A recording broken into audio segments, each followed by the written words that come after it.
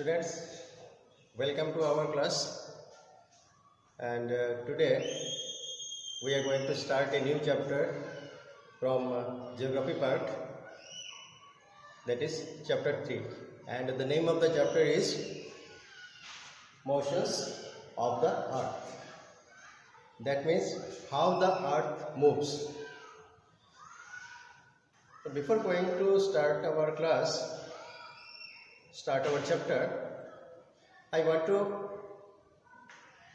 say that earlier people or the ancient people, they thought that the earth is in one place and the stars, the moon and other heavenly bodies, that means whatever is there in the universe, they move around and earth is in one position. Nicholas Copernicus, a Polish astronomer, he was the first man to say that though it appears to be in one place, but it is moving. That means the earth, it moves on its axis and around the sun also. Thus, the earth has two types of motion. What are these two types? One is movement of the earth on its axis. That means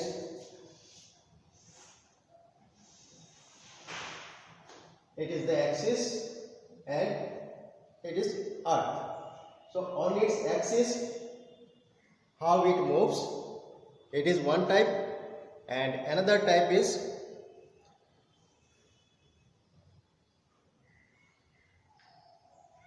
revolving around the sun. So these are the two types how the earth moves. Now the rotation.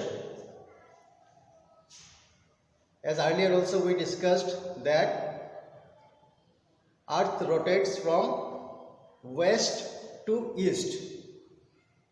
That means from west side it starts moving and going to east. So the axis of the earth is an imaginary line. This line is imaginary line. That means actually it is not there. For our understanding only, we use this line, this axis. So which passes through its center, that means it is in the middle and it is inclined. That means it is not fully straight, it is inclined, and the angle, it is 66.5 degree. So 66.5 degree inclined both the sides. This is known as the inclination of the earth's axis. So it is inclined 66.5 degree and it is called the inclination of the earth's axis. The inclination is always in the same direction. That means the direction never changes. So it is always in the same direction, the inclination, that is towards the pole star. So these are the poles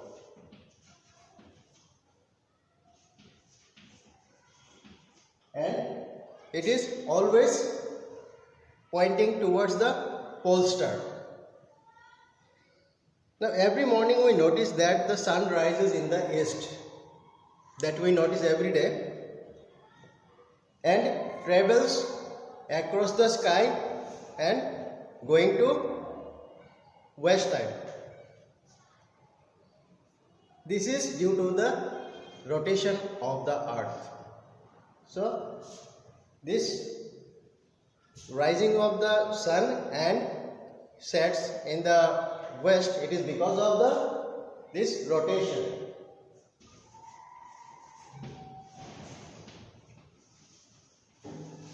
This is because of the rotation of the earth.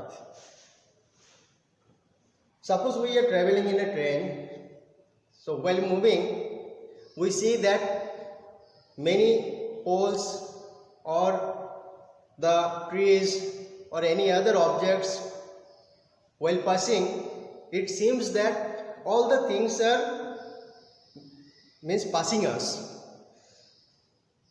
So we know it is the train that is moving.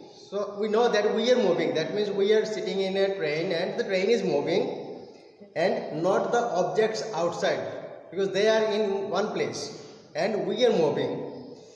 So in the same way, it is the earth that is moving, not the sun. So though we see that the sun is rising and it is setting down, but it is not true, because we are moving. That is why we are observing these things. The earth takes about 24 hours or 1 day to complete one rotation on its axis.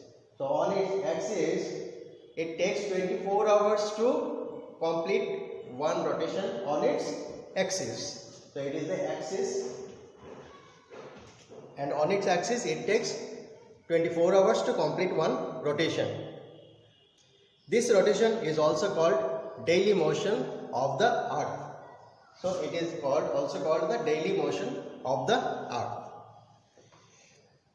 The circumference of the earth at the equator is about 40,000 kilometers. So the circumference at the equator, the circumference of the earth at the equator is about 40,000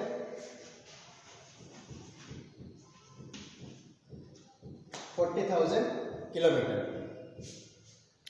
The earth covers this distance in about 24 hours. So this 40,000 kilometers at the equator, when it rotates, it takes 24 hours. So that is called the daily motion of the earth. Now the effects of the earth's rotation. What are the effects? Number one, it makes us feel that the sun, the moon and other heavenly bodies move from east to west. So one instance, it is there in the book, we discussed that if we move, then other things in the opposite direction, it will go. So same thing here, it happens that when the earth moves or it rotates, we think that other heavenly bodies, that means the moon, the stars and other heavenly bodies, they also move from the opposite direction, that means from east to west. It causes the bulging of the earth at the equator and flattering at the poles. So here it is little bit flattened and here it is bulging. So it also happens because of the rotation of the earth. It causes days and nights. So because of this rotation, days and nights we get. It gives us the concept of direction based on sunrise and sunset.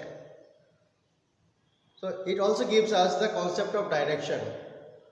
That means from the east side the sun rises and the west side it's setting down.